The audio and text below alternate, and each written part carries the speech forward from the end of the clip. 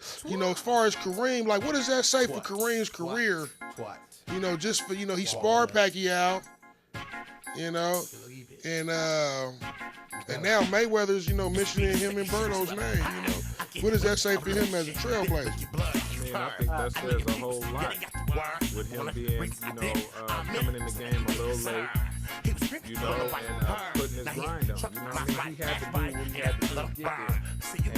And, when I think about Floyd mentioning his name, that was real big. A lot of people, like, you go on YouTube or you go on social media or anything, they talk real bad about Ring because, to everybody else, he's still in this contender status. You know what I mean? But when it comes to supporting other boxers, I think Floyd was very genius with him. Mentioning Berto and Ring. What I think about this, you guys got to give me a second and just deal with me. I got a couple things to say about this.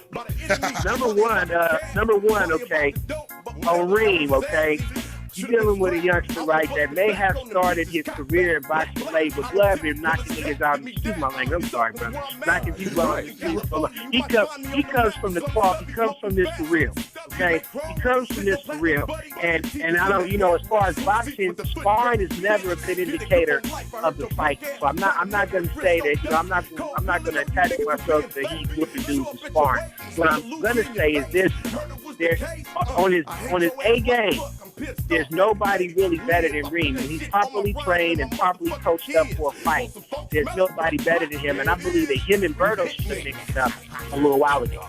And I was at the Delorme fight, and I really felt like the only reason why he lost a couple of these fights was just due to poor game planning, man, and not really having a proper game plan to get into that. Now, I'm not knocking nothing that they're doing, but I believe that, I believe that, with the proper game planning, I believe even Floyd knows this, that Reem is definitely a force to reckon with. And if they was in the street, all my money goes on Reem. Straight up. We in the ring, though. But if we in the street, I guarantee each of them dudes go to sleep. Period. Yeah, and what tripped me out about that? The Delorme fight, who was in Reem corner that fight? Yeah, see, I don't, now we get into it. I didn't like that at all. I was at that fight, man, and I don't want to go, I don't want to go deep into it, but that was the first. O.D. Burns was in there, man, and like I said, man, Ben built that monster. Ben, Ben knows. I don't even want to speak on that. I'm going to say Ben Batista, man, is my dude, and he helped me a whole lot along this way, and they're doing wonderful things, him and Reem, and I believe that that's what they need to do. I don't think anybody else going to lend, what they got to say. They say 2 or 3 or 4, 5, 6 there, that's fine. And I think that's between Ben and Reem, and they need to go ahead and do that. I mean, we don't need a superstar coach. We need his coach. Exactly. Okay? Right, exactly, because I think he had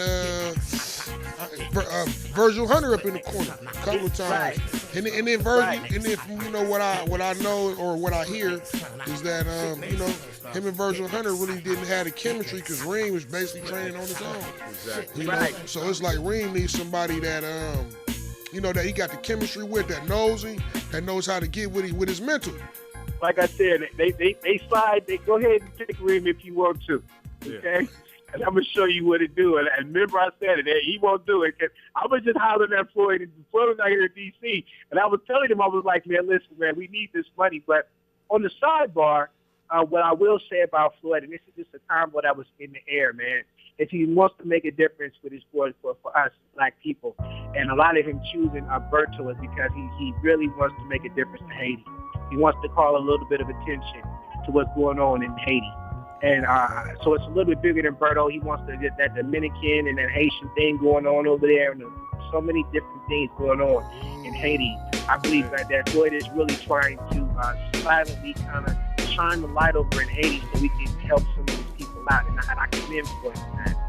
Right, so that's kind of like some Muhammad Ali type of stuff, man. I mean, right, you're right. Right. I mean to tell you the truth, cause like me and Floyd, like our birthdays is like 2 days apart. I done mentioned it before on air. So like what he was doing with Berto and Kareem, that's like a page right out of my book. It's like something I would have did if if I was in this position, you know, because I really care about giving back. And then it kind of silences like all of that. He don't fight black fighters type of thing, you know. When he's fought black dudes. How many more Latino millionaires he gonna make? Right. Damn, boy, he give a brother some money, right? How many more? I mean, he making so much money. He gotta be. Now, if you really, I'm not trying to be this kind of racial. I'm just saying, man, I don't know of anybody who has given more money to the Latino community than Floyd. Right. I mean, he's billions of dollars here and there. Every one of his fights, they get a career and a few billions of dollars, man. And he gets no respect for what he's contributed to the well-being of the Latinos that he's fought and their families. Right, and then see, it was something.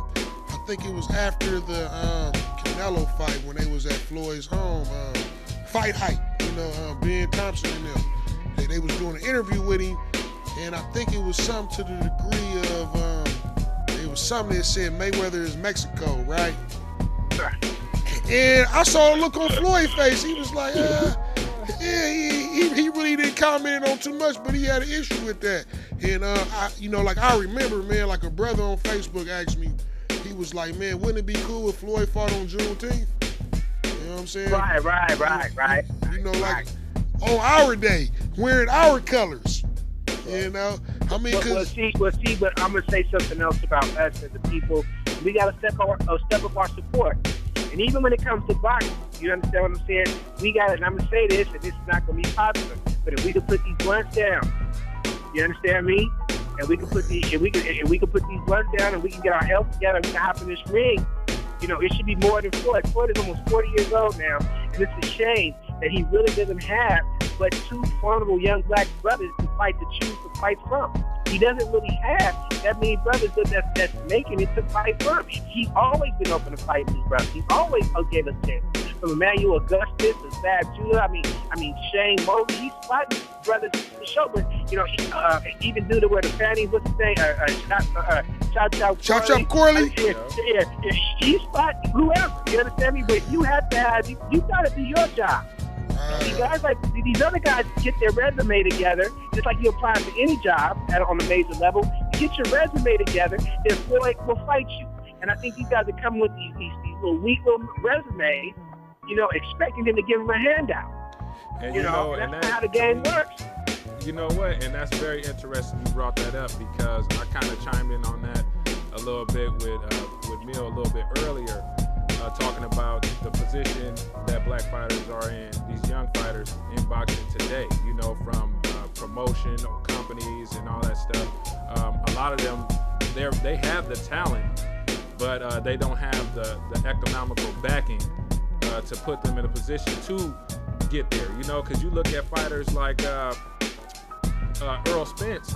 You know, he's doing good, you know what I mean? But he's working with Floyd. So Floyd kind of noticed that it's a lot of guys out there with talent, and they don't have the backing. And, you know, those guys that are at his table, they may not have the talent of other fighters that are not under his table, but he's at least supporting them. You know what I mean? So that's I agree. That's a problem with boxing, period. I'm gonna be honest too, though, brother. Like, Floyd had to build his resume. He didn't have the best people in his corner either. His uncle helped him out a whole lot. But Floyd, you know, I remember, you know, when Blood was first starting out, and you know, and Blood was real humble, and he had to fight his way. He had to stay in the cheap hotels. He had to really grit and grind. He had to want this. That's right. You understand what I'm saying? He had to want it. Nobody came to give. Floyd actually is a trailblazer, which he made the money that's available in boxing. This brother made himself.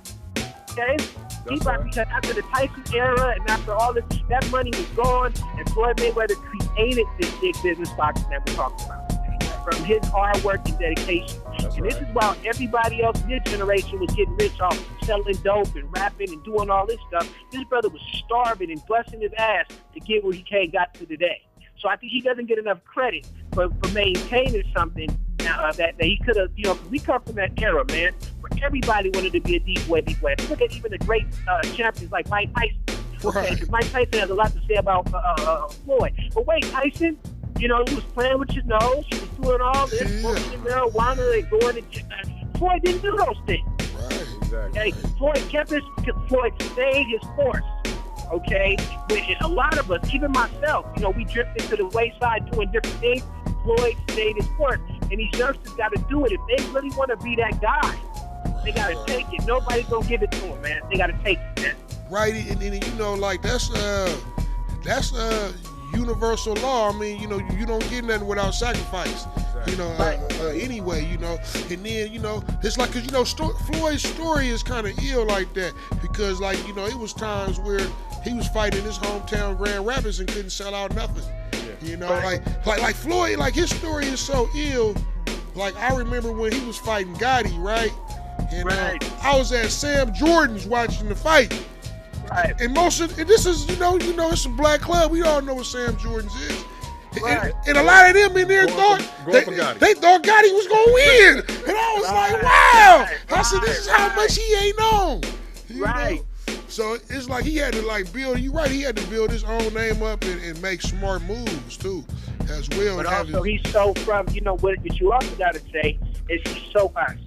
Okay, we got to be honest. He's so us. He's so your little cousin. He's so your big cousin. He's so that dude. He's so us. See, Mike Tyson looked a little different. He had different, like they said, all of like that was a lie. Mike Tyson was a different kind of guy. You see little Floyd in the hood all day, every day. Every day, exactly. And so it speaks for the lack of faith that they put in those young black men, that Floyd could be such a success story. And in the time frame that we got, I mean, today, like we talk about brothers balling up their fists and not shooting. Okay, well, we got this little dude in the box. Okay, we talk about all these drug dealers that we glorify. Everybody watches Scarface to have it all. But when we see Floyd, we knock Floyd, and he got his a legitimate way. You know, we talk about don't do drugs and whatever and whatnot, you know, and we see this man keep it simple, clean. You feel me? We talk about black men as fathers, but you see this dude raising his kids. You see him take a domestic violence kid and almost knock him out to hold his son, to hold his kid. I couldn't even do that. That's what I'm saying. So it is a shame that we look at Floyd, but he, you know, in the way that we do in the black community, and because he's a microcosm of how we feel about ourselves.